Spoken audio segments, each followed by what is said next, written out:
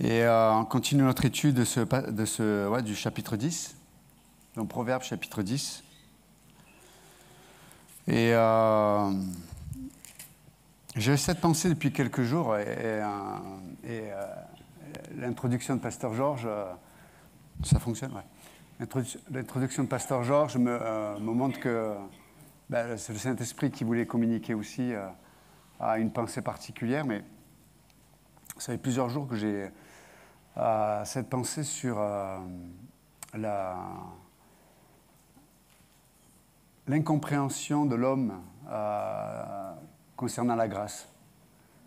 À quel point la grâce de Dieu est non seulement est difficile à comprendre, mais à quel point on s'oppose à la grâce de Dieu. Parce que si vous étudiez tout et lisez les évangiles, donc l'histoire de Jésus, vous voyez en fait que ce soit ses disciples, mais que ce soit les religieux de l'époque, même le peuple, ils ne comprenaient pas ce qu'il faisait, ils ne comprenaient pas ce qu'il disait, et du coup, ils n'ont pas pu comprendre qui il était.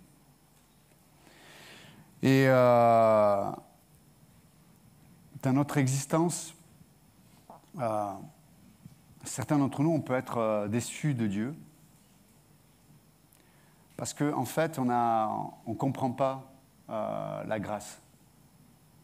On est déçu de Dieu parce qu'on fonctionne sur des principes, et on va le voir dans Proverbes chapitre 10, sur des principes qui ne sont pas sur les principes qui nous amènent sur le terrain de Dieu. Et donc du coup, on est sur un autre terrain que celui de Dieu, et on ne comprend pas pourquoi Dieu n'y est pas. Et Dieu nous dit, mais c'est normal, je ne fonctionne pas sur le terrain sur lequel tu veux que je fonctionne. Et à quel point on s'oppose à la grâce de Dieu. À quel point c'est incroyable. J'ai un de mes oncles qui est décédé cette semaine, et puis en allant voir ma famille, et donc il y avait pas mal de gens, et je discutais, tout l'après-midi, ça a été des questions-réponses, des études bibliques improvisées dans la rue, etc., ou dans le couloir. Et à un moment donné, je parlais avec une petite, elle a 25-30 ans, mais d'une de mes tantes, qui est musulmane. Et on échangeait sur notre foi, sur sa foi, etc. Mais in fine, elle pouvait pas, c'était inaudible, la grâce pour elle. Parce que pourquoi c'était inaudible? Parce qu'elle croyait en elle-même. Elle croyait en ses capacités de s'améliorer. Elle croyait en ses capacités d'aller vers le meilleur. Et tant que tu crois en toi-même et en tes propres capacités, la grâce de Dieu va être inaudible. Même, on voit avec les religieux, ils ont fait crucifier le Dieu de gloire. Ce Dieu qui s'est incarné par amour, ils ont rejeté, ils ont fait taire l'expression de l'amour de Dieu, alors qu'ils vivaient apparemment pour les Écritures. Et quand l'auteur des Écritures vient, il le rejette. Mais combien d'entre nous on peut, malheureusement, parce que l'homme est profondément religieux. Vous entendez? L'homme est profondément religieux. Pourquoi on est religieux? Parce qu'en nous, on pense pouvoir atteindre ou mériter ou s'améliorer parce qu'on se compare toujours au pire ou on se compare au meilleur. Mais en fait, on se compare à des êtres qui sont imparfaits. Et tant qu'on se compare avec ce qui est imparfait, on arrive à trouver une place. Je suis moins, je suis plus, je suis plus, je suis moins. Moi, jamais j'aurais fait ce qu'il a fait ou j'aurais jamais dit ce qu'elle a dit. Combien de fois on entend ça dans les familles? La grand-mère a dit ça, ou ma cousine, ou mon cousin, ou mon frère, ma soeur, mais moi je ne suis pas comme eux, je ne suis pas comme elle, je ne suis pas comme ma mère, comme mon père. Waouh! Mais Dieu nous dit, non, tu n'es pas comme eux, tu es pire. Dieu dit, si tu dois comparer ta justice à ma sainteté, tu es vraiment pire. La grâce de Dieu, pourtant, pasteur Georges l'a mentionné ce matin, la grâce de Dieu, c'est la source de salut. La grâce de Dieu, c'est le seul moyen. Si on est honnête avec Dieu, hein, c'est le seul moyen de vivre la vie chrétienne. Sans être rongé par la culpabilité, sans être rongé par les angoisses, les craintes, sans être rongé par une mauvaise identité, où on essaye constamment d'exister sous le regard des autres. Il n'y a que la grâce. Grâce sur grâce, dit l'Écriture. Et on ne peut vivre la grâce qu'en saisissant tout ce que Dieu dit et a fait par la foi. C'est-à-dire, je n'ai aucun mérite. Vous pensez être meilleur que quelqu'un ce matin? Non, soyez honnête. Sûrement. La Bible dit que si tu compares ta justice à celle de Dieu, tu es le pire des hommes. Vous savez que pour une pensée, qui n'a jamais jugé ici? Quelqu'un d'autre?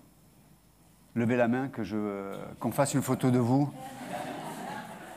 Et même, pourquoi pas, une statue. Qui n'a jamais jugé quelqu'un? Qui n'a jamais convoité? Qui n'a jamais haï? Qui n'a jamais... si vous me dites ça, évidemment, on va rigoler. Alors certains vont dire, ouais, mais moi, je suis pas parfait. Dieu dit, oui, déjà, tu n'es pas parfait, c'est vrai, mais tu es pire qu'imparfait. Hein? Tu es condamné. Tu sais, souvent, on parle dans la rue avec les gens, on dit, moi, j'ai pas besoin, si toi, tu as besoin de Dieu, moi, je n'en ai pas besoin.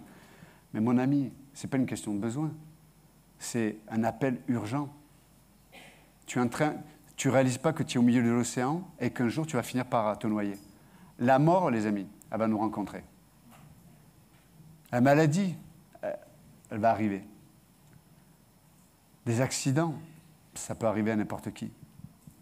Des divorces, des relations brisées, une étiquette. Des fois, on est dans un environnement où on accumule des comportements où les gens ne nous voient qu'à travers nos comportements.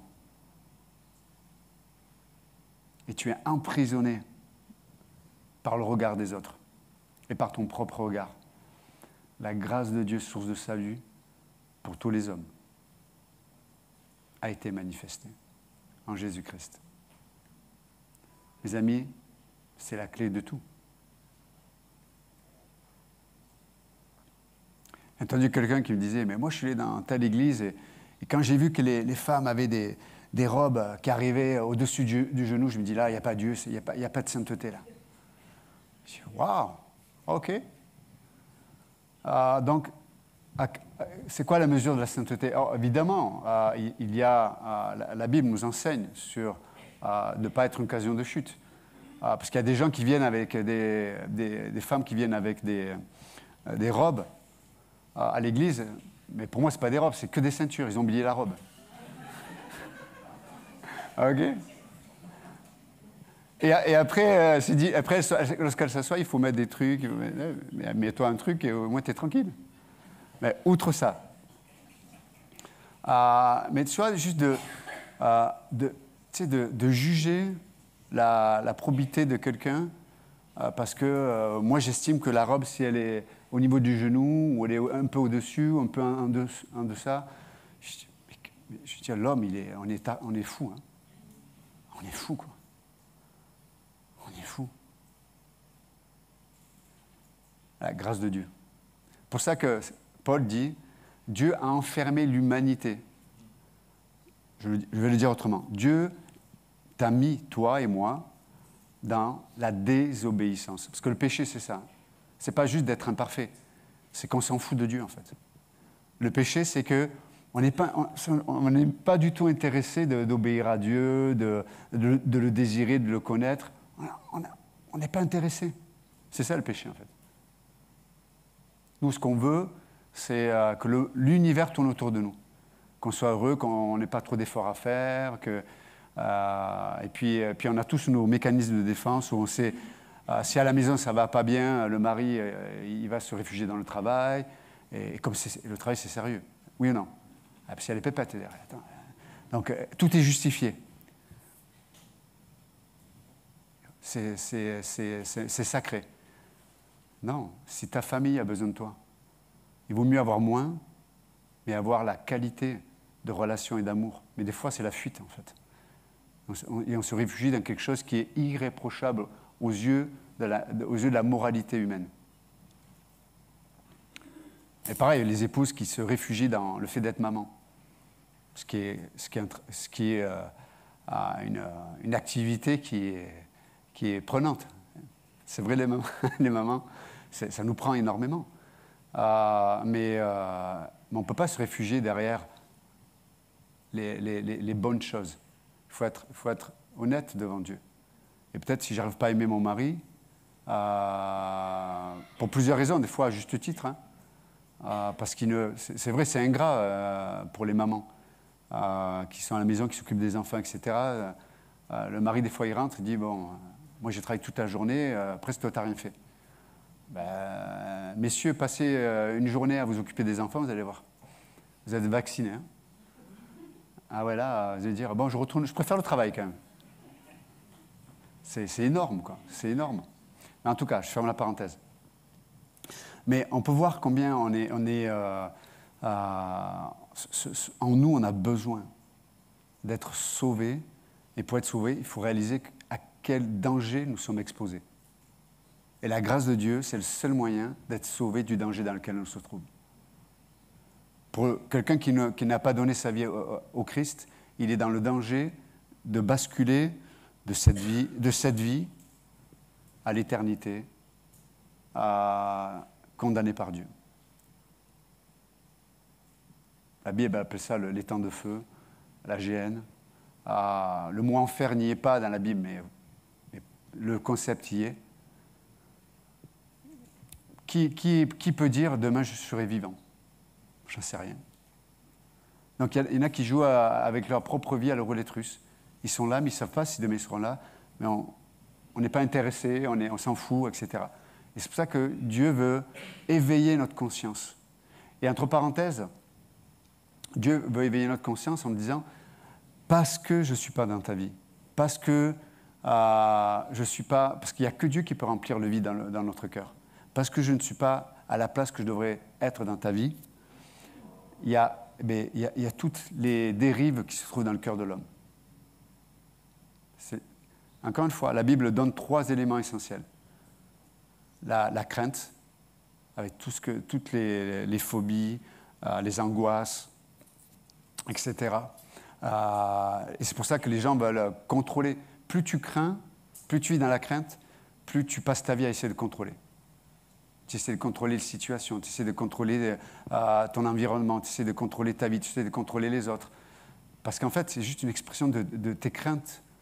Et en fait, plus tu crains, plus tu vas avoir des questionnements sans réponse. La Bible parle donc de la crainte. C'est quand Adam s'est désaccordé avec Dieu, a péché, a désobéi. La première chose, c'est « j'ai entendu ta voix et j'ai eu peur ». Deuxièmement, la crainte. Donc deuxièmement, c'est quoi? La honte. Qu'est-ce qu'ils ont fait? Ils se sont vite mis quelque chose pour se couvrir parce qu'ils étaient nus. La honte. Ça parle de l'identité, là. On en parlait au cours de Doctrine impliquée. On est dans un temps de l'histoire où il y a une crise. L'humanité est dans une crise d'identité. Les gens ne savent plus qui ils sont. Et on cherche des réponses au mauvais endroit. Oui, mais peut-être je ne sais pas qui je suis parce que peut-être parce que je suis une femme et je devrais être un homme, ou parce que je suis un homme, je devrais être une femme, ou parce que je suis ni homme ni femme, parce que peut-être que je suis un alien, mais personne ne le sait, binaire, non binaire, et ce que vous voulez, un chien, un chat, un asticot, je ne sais pas. Je sais pas. Après, on se pose des questions, on ne sait plus, tu vois. Mais pourquoi? Parce qu'il y a une crise, je le dis avec humour, mais c'est triste. C'est triste de voir ce que l'homme est capable de se faire. Et puis après, on se fait des... voilà, dans les habits, on essaie d'exister dans il y avait des habits. Après, ça ne suffit pas les habits, on va se tatouer partout. Il y a des gens, vous avez vu des gars qui se tatouent, on voit à peine leurs yeux, parce que même les paupières sont tatouées, les orteils, les pieds sous les pieds, dans les narines. Mais parce que les gens souffrent d'un mal, ils ne savent pas qui ils sont. Et tant que tu ne sais pas qui tu es, comment tu peux être aimé? Comment tu peux te sentir aimé? Comment tu peux aimer? Donc on essaie de différentes façons de trouver une réponse à qui suis-je? Et en fait, et en plus, tant que tu ne sais pas qui tu es, comment tu peux t'orienter dans la bonne direction dans ta vie? C'est la deuxième chose qu'on voit dans la Bible. Donc, la première, c'est la crainte, la deuxième, c'est la honte. Et la troisième, c'est la culpabilité. On se sent coupable. Ah, qui de vous, alors que tu es en train de conduire, tu as les gyrophares de la police qui arrivent et tu te dis, bon, qu'est-ce que j'ai fait? Tu vois, j'ai la ceinture, j'ai pas le téléphone, est-ce que j'ai la carte d'assurance, est-ce que j'ai fait le contrôle? Tu sais, tu réfléchis, tu te dis, je vais sûrement, ou si un contrôle, tu te fais arrêter, tu te dis, qu'est-ce qui va se passer, quoi? C'est la culpabilité en nous qui nous ronge aussi. Et c'est terrible, la culpabilité, parce qu'elle nous fait avoir des comportements complètement déviants. Des parents qui divorcent, du coup, souvent les enfants qui vont être éduqués avec une motivation remplie de culpabilité. J'éduque mon enfant parce que je veux faire la différence par rapport au père ou par rapport à la mère. Et puis, on essaie de dire, voilà, on s'est séparés, donc l'enfant, ce qui va manquer, je vais essayer de le combler. La culpabilité, elle est là, elle nous ronge à plusieurs égards.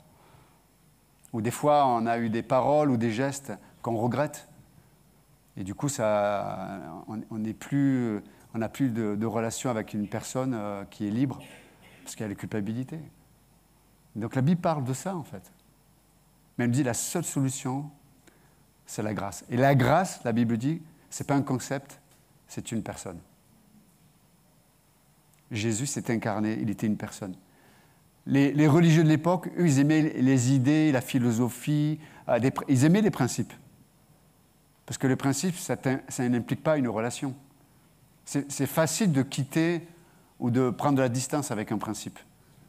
C'est plus compliqué avec une personne, oui ou non? Et Dieu est une personne. Il est quelqu'un, la Bible dit. Revenons au texte. On ne va pas être long, mais juste une petite pensée par rapport à ce qu'on a entendu ce matin. Mais... Proverbe 10. On va commencer au verset... Donc, Proverbe 10, verset 9. Celui qui marche dans l'intégrité marche avec assurance, mais celui qui prend des voies tortueuses sera découvert. Celui qui cligne des yeux est une cause de chagrin, et celui qui est insensé des lèvres court à sa perte. La bouche du juste est une source de vie, mais la violence couvre la bouche des méchants. La haine excite des querelles, mais l'amour couvre toutes les fautes. Sur les lèvres de l'homme intelligent se trouve la sagesse, mais la verge, ou la correction, est pour le dos de celui qui est dépourvu de sens. Ok, on va regarder juste le premier verset, verset 9. Et là, la Bible nous parle d'un principe qui n'est pas facile à définir. Elle nous dit, celui qui marche dans l'intégrité marche avec assurance. Ok. Le mot intégrité, quelle définition vous donneriez ce matin au mot intégrité? Ok, vous pouvez parler avec votre voisin, juste quelques secondes. Qu'est-ce que vous comprenez par le mot intégrité? Allez-y, parlez avec la personne à côté de vous. Intégrité.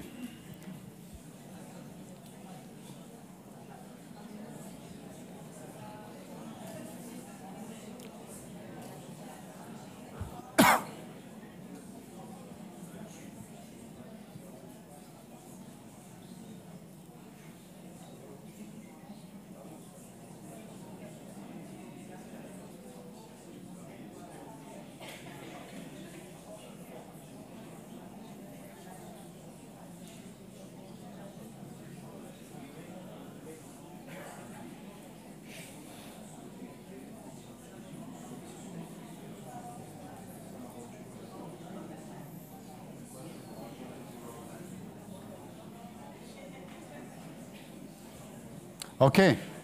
Alors on va essayer de voir comment la Bible définit l'intégrité. OK. En général, quand on parle d'intégrité, on va sur le terrain de la moralité en général. OK. Quelqu'un d'intègre, c'est quelqu'un qui, par exemple, est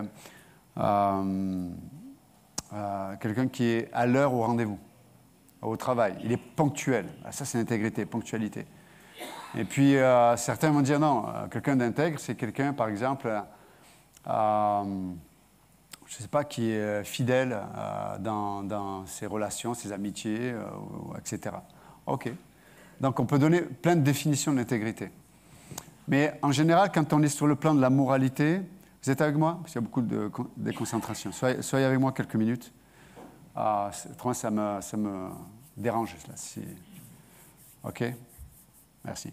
Donc, souvent, quand on pense à l'intégrité, si on est sur le champ de la moralité, ce sera une intégrité toujours relative, en fait. Donc, on reprend l'exemple de quelqu'un qui est ponctuel. Okay, la personne est ponctuelle au travail, elle est ponctuelle au rendez-vous, elle est ponctuelle tout le temps, quoi. Mais cette même personne qui est ponctuelle va juger la personne peut-être qui l'est moins.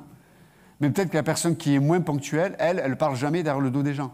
Mais la personne qui est ponctuelle, elle parle toujours dans le dos des gens. Alors, qui c'est qui est réellement intègre? OK. La personne ponctuelle va se dire, c'est moi qui est intègre, parce que moi je suis à l'heure. Mais la personne qui, elle, ne parle jamais dans le dos des gens, elle dit, non, c'est moi qui est intègre, parce que moi je ne parle jamais des gens lorsqu'ils ne sont pas là. Vous voyez? Et c'est pour ça que je parle d'intégrité. On est sur le champ de la moralité, c'est toujours relatif. Hein? Mais la Bible veut nous amener sur un autre terrain.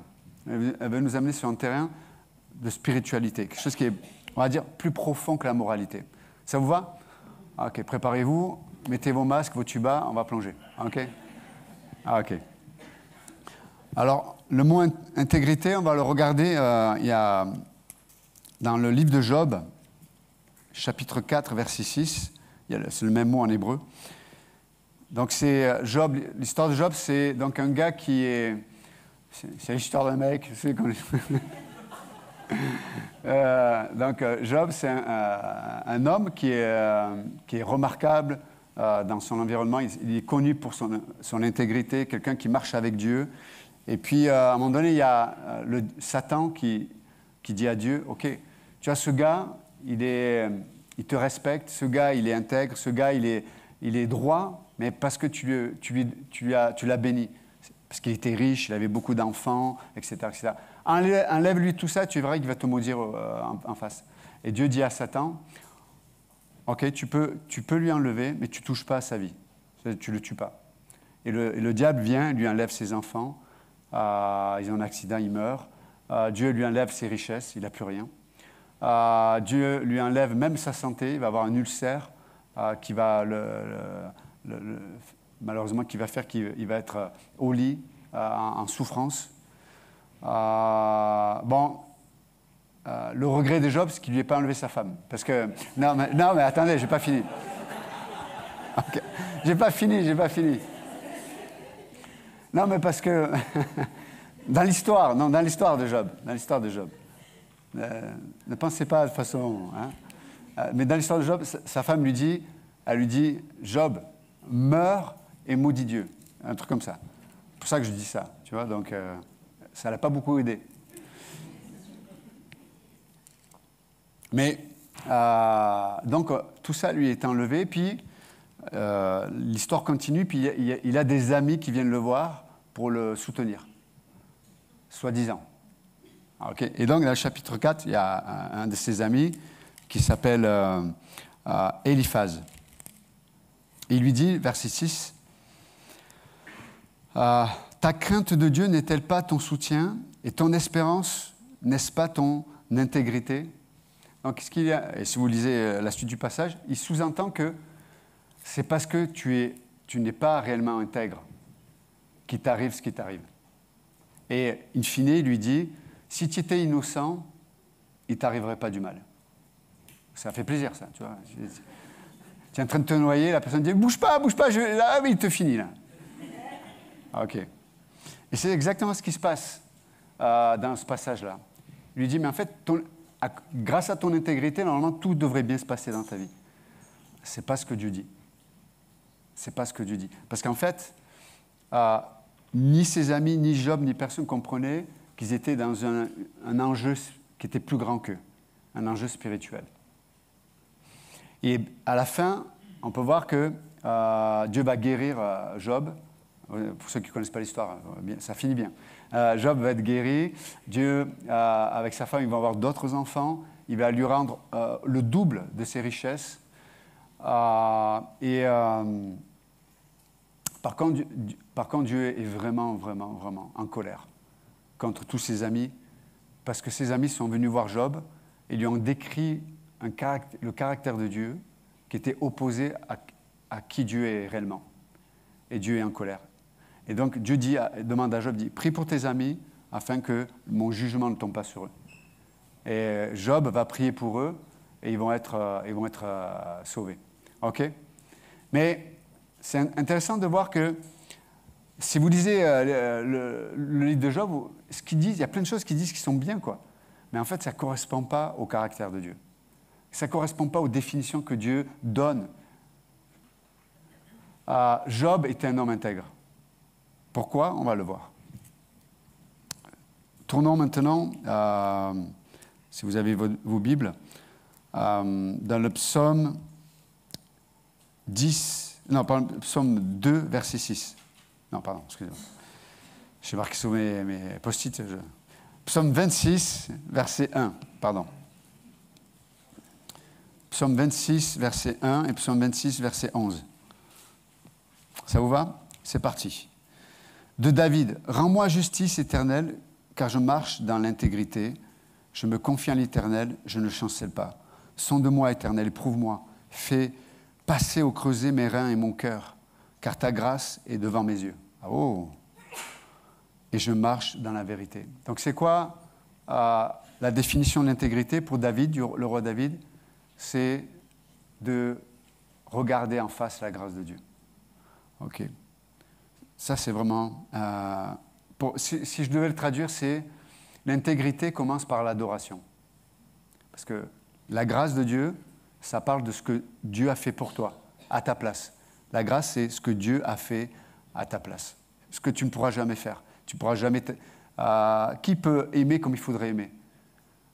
Qui peut servir Dieu comme il faudrait servir Dieu? Hein? Ouais, mais moi, je passe 24 heures sur 24 dans l'église et je prie. Ça ne suffit pas. Tu sais, il y a, à l'époque, dans l'histoire de l'église, on a vu des moines, par exemple, qui, pour lutter contre le péché, parce qu'ils étaient persuadés qu'ils pouvaient extirper le péché de leur propre cœur. Certains étaient persuadés que le péché venait de leur environnement. Donc, certains se faisaient emmurer, littéralement. On les emmurait et on faisait juste un passage pour leur donner la nourriture. Ils s'emmuraient, ils se disaient, au moins si je suis séparé des autres, si je suis séparé de toutes les convoitises extérieures, je n'aurai plus de péché. Au bout d'un certain temps, les gars, ouvrez-moi parce que la source n'est pas tarie. Le péché abonde dans nos cœurs. Il était emmuré, le gars, mais il n'arrivait pas à extirper le péché en lui. Pourquoi? Parce qu'il est dans le cœur. Vous comprenez? Et donc, l'intégrité, c'est pour ça qu'on est sur le plan spirituel, c'est d'abord une attitude d'adoration. Juste, tu contemples tout ce que Dieu a fait pour toi. Waouh! Tu contemples tout ce que Dieu dit de toi. Waouh! C'est pas extraordinaire, ça? Tu sais, pourquoi tu vis dans la crainte? Mais parce que mon terrain, il y a tellement d'inconnus, il y a tellement de choses que je ne peux pas contrôler, maîtriser, que ça me met dans la crainte. Et Dieu dit, mais hey, regarde, au lieu de regarder ce qui peut t'arriver, regarde ce que d'abord j'ai fait pour toi. Regarde tout ce que j'ai fait pour toi, en fait, qui t'assure. Vous êtes avec moi ou pas? Dans ce que Dieu a fait, il y a tout le nécessaire qui nous assure et qui nous rassure. Waouh! Tu sais, c'est comme avec mon fils, on fait le Bad Monkey, c'est un endroit où tu peux escalader et tu mets des systèmes de, je sais pas, des harnais, etc. Et en fait, tu es super sécurisé. Il y a un système qui est attaché. Tu te jettes en arrière, ça te retient. J'ai fait avec lui. Mais au départ, quand il commençait, malgré tout le système de sécurité, il ne pouvait rien lui arriver. Mais il montait, au bout de 2 mètres, il avait peur, quoi. Il était paralysé par la crainte. Parce que tu as l'inconnu, tu as le vide, et puis après, à force, il a vu qu'il n'y avait pas de danger. Et des fois, on est comme ça avec Dieu. Waouh, qu'est-ce qui va m'arriver? On est toujours occupé, préoccupé par le malheur qui peut nous arriver. Et Dieu dit, non, contemple tout ce que j'ai fait pour toi, tout ce qui te sécurise. Regarde, tu as le harnais, tu as le système en haut, tu as le câble, il y a tout. Tu n'as rien à craindre. Ah, mais je peux mourir. Oui, mais ça, tu vas mourir, t'en fais pas. Il n'y a pas de problème, ça va venir. Mais sache que tu as reçu, j'ai tout fait pour que tu reçoives la vie éternelle. Vous savez, Dieu a tout fait, la grâce de Dieu, elle est une puissance incroyable. Pourquoi? Elle peut amener la paix dans nos cœurs ici-bas. Tu peux passer les tempêtes les plus difficiles. Tu peux passer des situations de fou, quoi.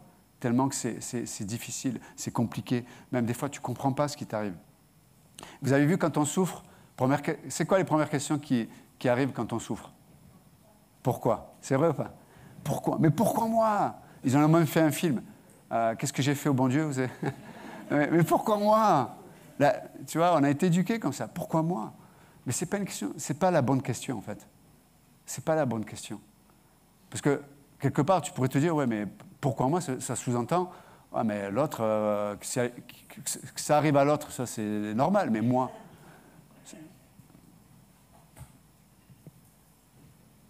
C'est pas une bonne question. La vraie question, c'est, je ne peux pas contrôler ce qui, des fois, arrive. Des fois, c'est moi qui ai initié le problème. Mais des fois, c'est même pas moi. C'est juste, on est dans un monde, c'est comme ça. Les hommes sont pécheurs, je suis pécheur, il y a des choses qui nous échappent. C'est comment je peux avoir la paix de Dieu. Comment je peux avoir le repos dans mon âme au milieu de la tempête.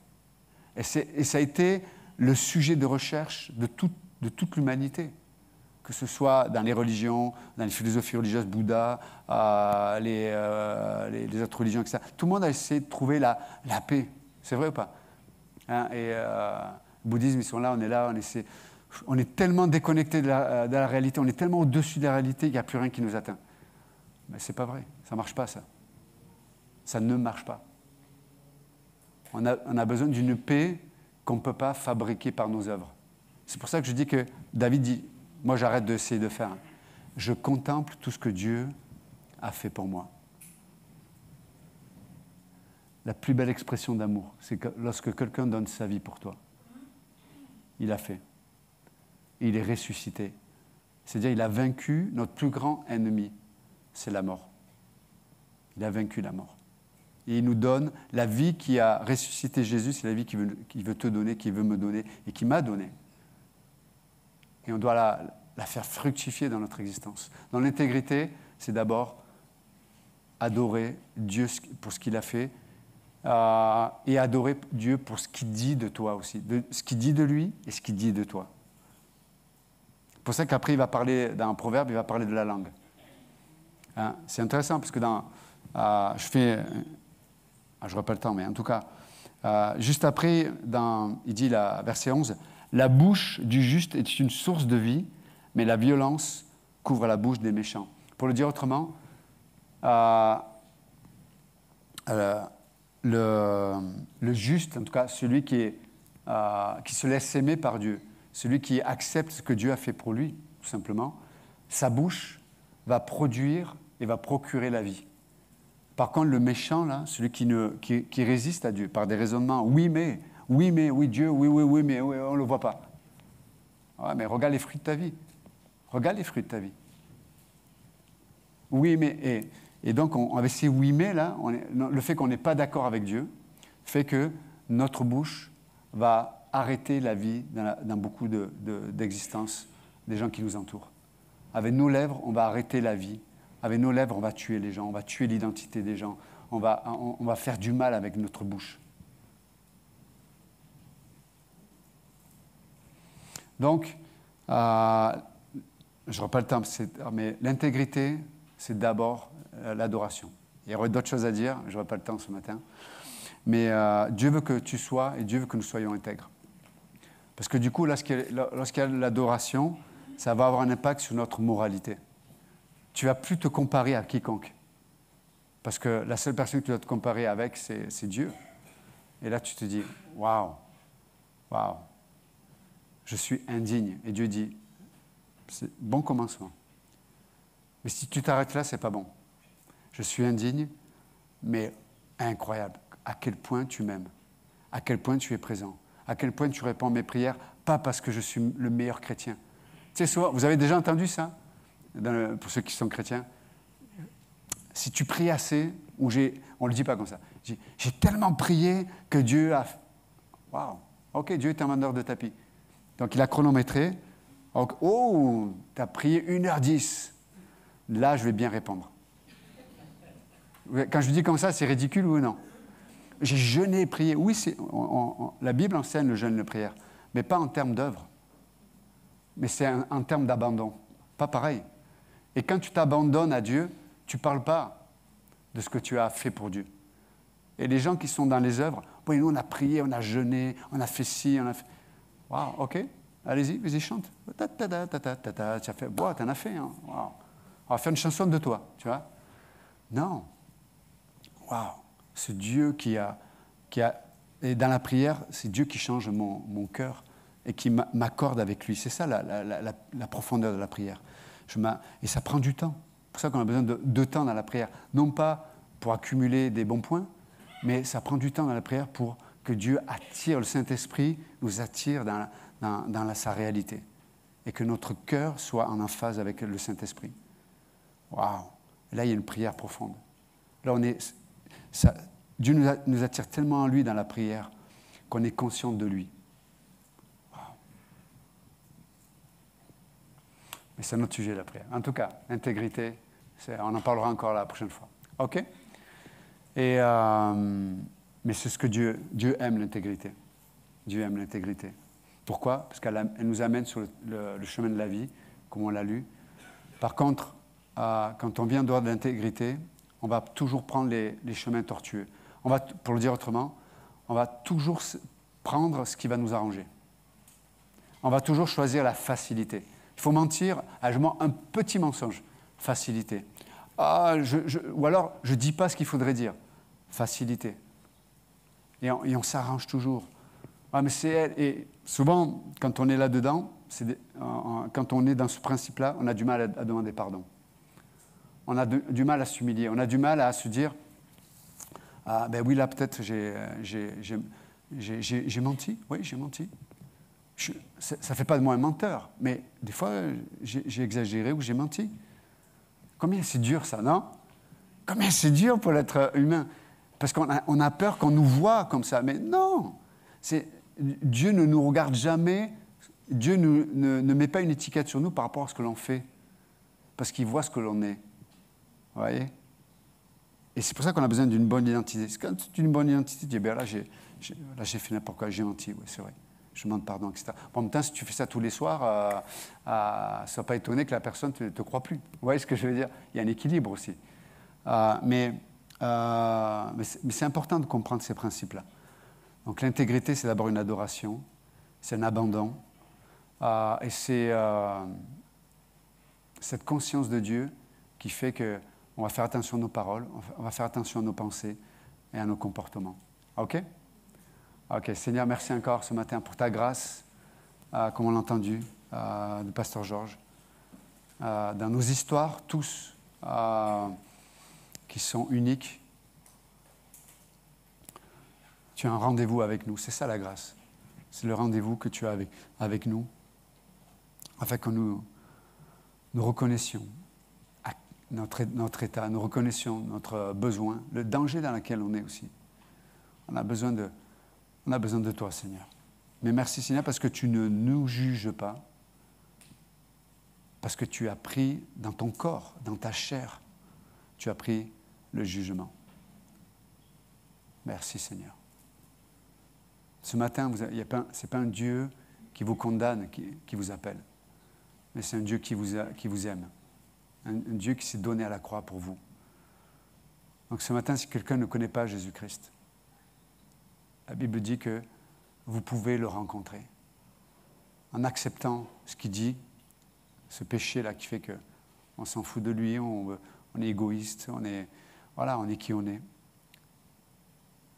Mais la Bible dit que ça, là, ça nous sépare de lui, ici-bas, mais pour l'éternité. Et si vous reconnaissez cela, mais si vous reconnaissez que Dieu vous aime ce matin, vous pouvez juste lui dire, je reconnais que tu m'as aimé, tu es mort à la croix pour moi, tu as donné ta vie pour moi, je le crois, et je crois que tu es vivant aujourd'hui. Même si je ne comprends pas tout, je sens ta présence ici. Je t'accepte comme mon sauveur.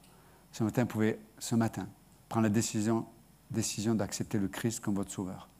Dites-lui, viens dans mon cœur, sauve-moi. Sauve-moi, Jésus.